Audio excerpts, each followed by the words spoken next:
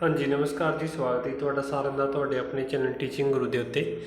ਤਾਂ ਇੱਕ ਆਪਾਂ ਨੇ ਕੱਲ੍ਹ ਵੀਡੀਓ ਪਾਈ ਸੀ ਜਿਹਦੇ ਵਿੱਚ ਆਪਾਂ ਦੱਸਿਆ ਸੀਗਾ ਕਿ PG+B ਦਾ ਜਿਹੜਾ ਪੇਪਰ ਹੋਇਆ 25 ਜੂਨ ਨੂੰ ਕਲਰਕ ਦਾ DEO ਦਾ ਡਾਟਾ ਐਂਟਰੀ ਆਪਰੇਟਰ ਦਾ, ਤੇ ਉਹਦੀ ਜਿਹੜੀ ਕੱਟ ਆਫ ਹੈ ਕਿੰਨੀ ਰਹਿ ਸਕਦੀ ਹੈ। ਤੇ ਅੱਜ ਆਪਾਂ ਗੱਲ ਕਰਾਂਗੇ ਕਿ ਤੁਹਾਨੂੰ ਟਾਈਪਿੰਗ ਟੈਸਟ ਵਾਸਤੇ ਕਿੰਨੇ ਨੰਬਰ ਵਾਲਿਆਂ ਨੂੰ ਜਿਹੜਾ ਹੈਗਾ ਟਾਈਪਿੰਗ ਟੈਸਟ ਵਾਸਤੇ ਬੁਲਾਇਆ ਜਾਵੇਗਾ। ਦੇਖੋ ਇਹਦੇ ਤਿੰਨ ਚਾਰ ਜਿਹੜੇ ਹੈਗੇ ਨੇ ਮੈਂ ਕੱਢੇ ਨੇ। ਤਾਂ ਸਭ ਤੋਂ ਪਹਿਲਾਂ ਤਾਂ ਆਪਾਂ ਪੇਪਰ ਦੀ ਗੱਲ ਕਰਦੇ ਹਾਂ। ਅਤੇ ਜਿਹੜਾ ਇਹ ਪੇਪਰ ਹੈ ਉਹ ਸਾਰੇ ਕੈਂਡੀਡੇਟ ਨੇ ਭਰਿਆ ਸੀਗਾ। ਸਾਰੇ ਕੈਂਡੀਡੇਟ ਦਾ ਕੀ ਮਤਲਬ ਹੈ, ਜਿਹੜੇ ਆਲਰੇਡੀ ਸਿਲੈਕਟਡ ਨੇ ਉਹਨਾਂ ਨੇ ਵੀ ਪੇਪਰ ਭਰਿਆ ਸੀਗਾ।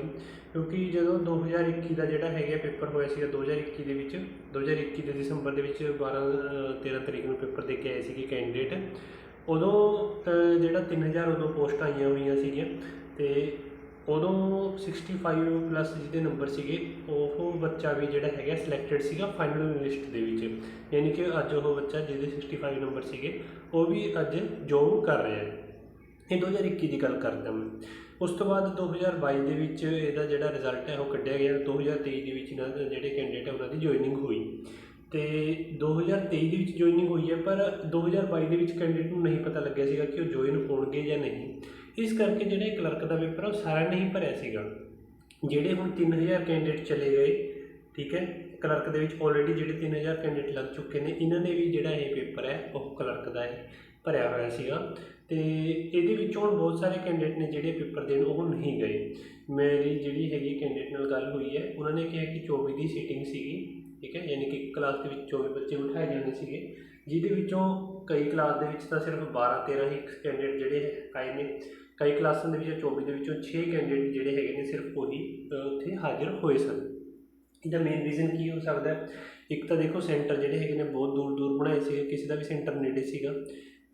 ਜਿਵੇਂ ਪਟਿਆਲੇ ਵਾਲੇ ਦਾ ਕਿਤੇ ਅੰਮ੍ਰਿਤਸਰ ਕਰਕੇ, ਗੁਰਦਾਸਪੁਰ ਜਾਂ ਕਿ ਬਠਿੰਡਾ ਜਿਹੜਾ ਹੈਗਾ ਸੈਂਟਰ ਕਰਕੇ ਸੀਗੇ। ਆਪਾਂ ਸਾਰਿਆਂ ਨੂੰ ਪਤਾ ਹੈ ਕਿ ਆਪਾਂ ਟੈਲੀਗ੍ਰਾਮ ਗਰੁੱਪ ਦੇ ਵਿੱਚ ਦੇਖਦੇ ਹੀ ਹਾਂ ਕਿ ਸਾਰਿਆਂ ਦੇ ਜਿਹੜੇ ਸੈਂਟਰ ਹੈ ਉਹ ਦੂਰ ਦੂਰ ਜਿਹੜੇ ਕੀਤੇ ਗਏ ਸੀਗੇ। ਇੱਕ ਤਾਂ ਮੇਨ ਕਾਰਨ ਇਹਦਾ ਇਹ ਹੈ ਕਿ ਬੱਚੇ ਜਿਹੜੇ ਹੈਗੇ ਨੇ ਪੇਪਰ ਦੇਣ ਨਹੀਂ ਗਏ। ਦੂਜਾ ਕਾਰਨ ਕੀ ਹੈ ਕਿ ਜਿਹੜੇ ਕੈਂਡੀਡੇਟ ਨੇ ਆਲਰੇਡੀ ਸਿਲੈਕਟਡ ਨੇ, ਉਹ 3000 ਆਪਾਂ ਕਲਰਕ ਦੀ ਗੱਲ ਕਰੀਏ ਆਲਰੇਡੀ ਸਿਲੈਕਟਡ ਹੈ। ਜਿਹੜੇ ਪਟਵਾਰੀ ਨੇ ਉਹ ਲੱਗ ਗਏ, ਇਹਦੇ ਵਿੱਚੋਂ ਆਪਾਂ ਪਟਵਾਰੀਆਂ ਨੂੰ ਕੱਢ ਦਈਏ ਜਿਹੜਾ ਹੁਣ ਪੇਪਰ ਹੋ ਕੇ ਹਟਿਆ। ਬਾਕੀ SI ਦਾ ਰਿਜ਼ਲਟ ਆ ਗਿਆ, SI ਦੇ ਜਿਹੜੇ ਪਿਛਲੇ ਜਿਹੜੇ ਹੈਗੇ ਨੇ ਟੈਕਨੀਕਲ ਵਾਲੇ ਉਹ ਰਿਜ਼ਲਟ ਆ ਗਏ। ਉਸ ਤੋਂ ਬਾਅਦ ਦੁਬਾਰੇ ਤੋਂ ਹੁਣ ਫਿਰ ਜਿਹੜੇ ਹੈਗੇ ਨੇ ਪੇਪਰ ਹੋਣੇ ਜਾ ਰਹੇ ਨੇ, ਠੀਕ ਹੈ।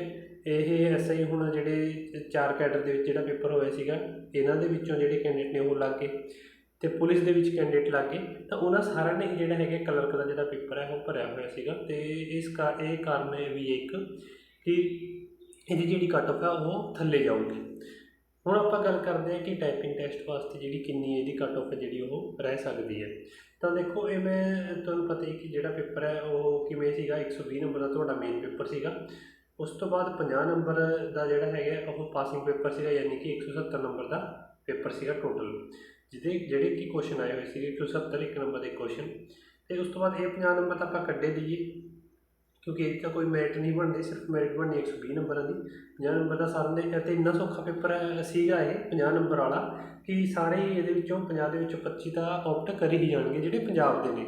ਦੂਜੇ ਸੂਬੇ ਵਾਲੇ ਚਲੋ ਮੈਨੂੰ ਨਹੀਂ, ਉਹਨਾਂ ਨੂੰ ਕੋਈ ਕੁਐਸਚਨ ਦੇ ਵਿੱਚ ਡਿਫੀਕਲਟੀ ਆ ਸਕਦੀ ਹੈ, ਪਰ ਜਿੰਨੇ ਵੀ ਪੰਜਾਬ ਦੇ ਕੈਂਡੀਡੇਟ ਨੇ ਉਹ ਸਾਰੇ 50 ਦੇ ਵਿੱਚੋਂ 25 ਤੋਂ ਪਾਸ ਤਾਂ ਕਰ ਹੀ ਜਾਣਗੇ। ਹੁਣ ਰਹੀ ਗੱਲ 120 ਨੰਬਰ ਦੀ, ਠੀਕ ਹੈ, 120 ਨੰਬਰ ਜਿਹੜਾ ਹੈਗਾ ਸੀਗਾ। ਹੁਣ ਇਹਦੇ ਵਿੱਚੋਂ ਆਪਾਂ ਜੇਕਰ ਪੇਪਰ ਦਾ ਲੈਵਲ ਦੇਖੀਏ ਤਾਂ ਦੇਖੋ ਰੀਜ਼ਨਿੰਗ ਦਾ ਲੈਵਲ ਸੌਖਾ ਸੀਗਾ, ਰੀਜ਼ਨਿੰਗ ਪਾਈ ਹੋਈ ਸੀਗੀ। ਮੈਥ ਪਰ ਇਹਦੇ ਵਿੱਚ ਬਿਲਕੁਲ ਨਹੀਂ ਸੀਗਾ। ਹੁਣ ਇਹ ਫਾਇਦਾ ਹੋ ਗਿਆ ਜਿਹਨਾਂ ਕੈਂਡੀਡੇਟ ਨੂੰ ਮੈਥ ਨਹੀਂ ਆਉਂਦਾ ਸੀਗਾ, ਇਹਦੇ ਵਿੱਚ ਮੈਥ ਬਿਲਕੁਲ ਨਹੀਂ ਪਾ ਰਿਹਾ ਸੀ ਉਹਨਾਂ ਨੇ, ਜਿਹੜੇ ਪਰ ਪਾਉਣਾ ਚਾਹੀਦਾ ਸੀਗਾ ਕਿਉਂਕਿ ਸਿਲੇਬਸ ਦੇ ਵਿੱਚ ਦਿੱਤਾ ਹੋਇਆ ਕਿ ਅੱਡ ਤੋਂ ਇਹ ਇੰਨੇ ਨੰਬਰ ਦਾ ਮੈਥ ਆਊਗਾ। ਉਸ ਤੋਂ ਬਾਅਦ ਇੰਗਲਿਸ਼ ਥੋੜ੍ਹੀ ਜਿਹੀ ਟਫ ਸੀਗੀ ਇਹਦੀ, ਅਤੇ ਬਾਕੀ ਆਪਣਾ GK ਟਫ ਸੀਗੀ। ਉਹਨੂੰ ਹੀ ਸਾਰਿਆਂ ਨੂੰ ਦੇਖਦੇ ਹੋਏ ਜਿਹੜੀ ਇਹਦੀ ਕੱਟ ਆਫ ਹੈ ਉਹ ਬਣਾਈ ਹੈ ਕਿ ਜਿਹੜੀ ਇਹਦੀ ਕੱਟ ਆਫ ਹੈ ਉਹ 70 ਦੇ ਨੇੜੇ ਤੇੜੇ ਰਹੂਗੀ। ਤੁਹਾਨੂੰ ਟਾਈਪਿੰਗ ਦੇ ਲਈ ਜਿਹੜੇ ਹੈਗੇ ਨੇ 70 ਦੇ ਜਿਹਦੇ ਵਿੱਚ 70 ਨੰਬਰ ਨੇ ਉਹਨਾਂ ਨੂੰ ਬੁਲਾਇਆ ਜਾਵੇਗਾ। ਕਿਉਂਕਿ ਦੇਖੋ ਪਟਵਾਰੀ ਦਾ ਪੇਪਰ ਆਪਾਂ ਨੇ ਦੇਖਿਆ ਬੜਾ ਸੌਖਾ ਪੇਪਰ ਆਇਆ ਸੀਗਾ, ਅਤੇ ਉਹਦੀ 90 ਜਿਹੜੀ ਹੈਗੀ ਕੱਟ ਆਫ ਵੀ ਗਈ ਹੈ। ਇਹ ਕੱਟ ਆਫ 90 ਵਾਲੇ ਵੀ ਜਿਹੜੇ ਹੈਗੇ ਨੇ ਨਹੀਂ ਮਤਲਬ ਲੱਗਣਗੇ ਉਹਦੇ ਵਿੱਚ। ਪਰ ਕਿਉਂ? ਕਿਉਂਕਿ ਉਹਦੇ ਵਿੱਚ ਸੈਕਿੰਡ ਸਟੇਜ ਨਹੀਂ ਹੈ। ਉਹਦੇ ਵਿੱਚ ਸਿਰਫ ਜਿਹਨੇ ਪੇਪਰ ਕਲੀਅਰ ਕਰਤਾ ਉਹੀ ਪਟਵਾਰੀ ਬਣ ਗਿਆ, ਪਰ ਇਹਦੇ ਵਿੱਚ ਇਹੋ ਜਿਹਾ ਨਹੀਂ ਹੈ। ਇਹਦੇ ਵਿੱਚ ਸੈਕਿੰਡ ਸਟੇਜ ਜਿਹੜੀ ਹੈਗੀ ਟਾਈਪਿੰਗ ਟੈਸਟ ਦੀ ਹੈ। ठीक है। ਤੇ ਟਾਈਪਿੰਗ ਟੈਸਟ ਵਾਸਤੇ ਜਿਹੜੇ ਹੈਗੇ ਨੇ ਬਹੁਤ ਸਾਰੇ ਜਿਹੜੇ ਬੱਚੇ ਨੇ ਉਹ ਝੜਨਗੇ। ਜੇਕਰ ਮੈਂ ਪਹਿਲਾਂ ਜਿਹੜਾ ਪਿਛਲਾ ਪੇਪਰ ਉਹਦੀ ਗੱਲ ਕਰਾਂ ਤਾਂ ਉਹਦੇ ਵਿੱਚ 3000 ਜਿਹੜੀਆਂ ਪੋਸਟਾਂ ਆਈਆਂ ਸੀਗੀਆਂ। ਤਾਂ ਟਾਈਪਿੰਗ ਟੈਸਟ ਦੇ ਵਿੱਚ ਜਿਹੜੇ ਹੈਗੇ ਨੇ ਅੱਧੇ ਕੈਂਡੀਡੇਟ ਜਿਹੜੇ ਹੈਗੇ ਨੇ ਉਹ ਆਊਟ ਹੋ ਗਏ ਸੀ। ਅੱਧੇ ਤੋਂ ਜ਼ਿਆਦਾ ਜਿਹੜੇ ਕੈਂਡੀਡੇਟ ਨੇ ਉਹ ਟਾਈਪਿੰਗ ਟੈਸਟ ਕਲੀਅਰ ਨਹੀਂ ਕਰ ਸਕੇ ਸੀਗੇ। ਜਦੋਂ 2021 ਦੀਆਂ ਜਿਹੜੀਆਂ ਪੋਸਟਾਂ ਨੇ 3000 ਦੇ ਨੇੜੇ ਤੇੜੇ ਜਿਹੜੀਆਂ ਪੋਸਟਾਂ ਸੀਗੀਆਂ ਉਹਦੇ ਵਿੱਚ ਅੱਧੇ ਤੋਂ ਜ਼ਿਆਦਾ ਕੈਂਡੀਡੇਟ ਸੀਗੇ ਜਿਨ੍ਹਾਂ ਦਾ ਟਾਈਪਿੰਗ ਟੈਸਟ ਜਿਹੜਾ ਕਲੀਅਰ ਨਹੀਂ ਹੋਇਆ। ਠੀਕ ਹੈ। ਅਤੇ ਇਹਦੇ ਵਿੱਚ ਵੀ ਸੇਮ ਐਵੇਂ ਹੀ ਹੋਣਗੇ, ਬਹੁਤ ਸਾਰੇ ਕੈਂਡੀਡੇਟ ਜਿਹਦੇ ਜ਼ਿਆਦਾ ਨੰਬਰ ਨੇ ਜਾਂ ਤਾਂ ਟਾਈਪਿੰਗ ਟੈਸਟ ਨਹੀਂ ਕਲੀਅਰ ਹੋਊਗਾ। ਦੂਜੀ ਗੱਲ ਕੀ ਹੈ, ਜਾਂ ਉਹ ਆਲਰੇਡੀ ਸਿਲੈਕਟਡ ਹੋਣਗੇ ਜਾਂ ਫਿਰ ਅੱਗੇ ਹੋਰ ਪੇਪਰ ਦੇ ਵਿੱਚ ਜਿਹੜੇ ਹੈਗੇ ਨੇ ਉਹ ਲੱਗ ਜਾਣਗੇ ਜਿਨ੍ਹਾਂ ਦੇ ਹਜੇ ਰਿਜ਼ਲਟ ਆਉਣੇ ਬਾਕੀ ਨੇ।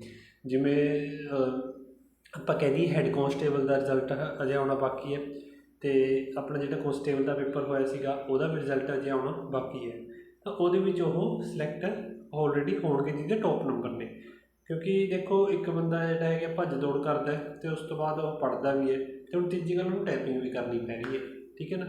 ਤਾਂ ਇਹਨਾਂ ਸਾਰਿਆਂ ਨੂੰ ਮੱਦੇਨਜ਼ਰ ਰੱਖਦੇ ਹੋਏ ਆਪਾਂ ਜਿਹੜੀ ਹੈਗੀ ਇਹਦੀ ਕੱਟ ਆਫ ਬਣਾਈ ਹੈ 70। ਅਤੇ ਜਿਹੜਾ 70 ਵਾਲਾ ਬੱਚਾ ਜਿਹੜਾ ਟਾਈਪਿੰਗ ਟੈਸਟ ਕੱਢ ਗਿਆ ਤਾਂ ਉਹਦੀ ਜੋਬ ਜਿਹੜੀ ਹੈਗੀ ਹੈ ਉਹ ਆਪਾਂ ਮੰਨ ਸਕਦੇ ਹਾਂ ਕਿ ਹਾਂ ਉਹਨੂੰ ਜੋਬ ਮਿਲ ਸਕਦੀ ਹੈ।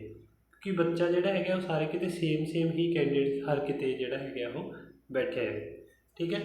ਤਾਂ ਇਹ ਜਿਹੜੀ ਹੈਗੀ ਕੱਟ ਆਫ ਹੈ। ਬਾਕੀ ਤੁਸੀਂ ਆਪਣੇ ਜਿਹੜੇ ਨੰਬਰ ਨੇ ਉਹ ਨੀਚੇ ਤੁਸੀਂ ਆਨਸਰ ਕੀ ਜਿਹੜੀ ਹੈਗੀ ਚੈੱਕ ਕਰ ਲਈ ਹੋਣੀ, ਅਤੇ ਆਪਣੇ ਜਿਹੜੇ ਨੰਬਰ ਨੇ ਉਹ ਨੀਚੇ ਕਮੈਂਟ ਦੇ ਵਿੱਚ ਦੱਸਣੇ ਕਿ ਕਿੰਨੇ ਤੁਹਾਡੇ ਨੰਬਰ ਬਣੇ। ਅਤੇ ਬਾਕੀ ਕੋਈ ਹੋਰ ਹੈਲਪ ਚਾਹੀਦੀ ਹੈ ਉਹ ਨੀਚੇ ਤੁਸੀਂ ਕਮੈਂਟ ਕਰਕੇ ਪੁੱਛ ਸਕਦੇ ਹੋ ਕਿ ਕਿਸੇ ਨੇ ਕੋਈ ਵੀ ਜਾਣਕਾਰੀ ਲੈਣੀ ਹੋਵੇ ਤਾਂ। ਬਾਕੀ ਤੁਸੀਂ ਸਾਡੇ ਟੈਲੀਗ੍ਰਾਮ ਗਰੁੱਪ ਦੇ ਵਿੱਚ ਜੁਆਇਨ ਹੋ ਸਕਦੇ ਹੋ, ਜਿਹਦਾ ਲਿੰਕ ਤੁਹਾਨੂੰ ਡਿਸਕ੍ਰਿਪਸ਼ਨ ਬਾਕਸ ਦੇ ਵਿੱਚ ਦਿੱਤਾ ਹੋਇਆ। ਠੀਕ ਹੈ ਜੀ, ਮਿਲਦੇ ਹਾਂ ਨੈਕਸਟ ਵੀਡੀਓ ਵਿੱਚ। ਧੰਨਵਾਦ ਜੀ ਤੁਹਾਡਾ ਸਾਥ ਦੇਣ ਲਈ। ਦੇਖੋ, ਥੈਂਕ ਯੂ।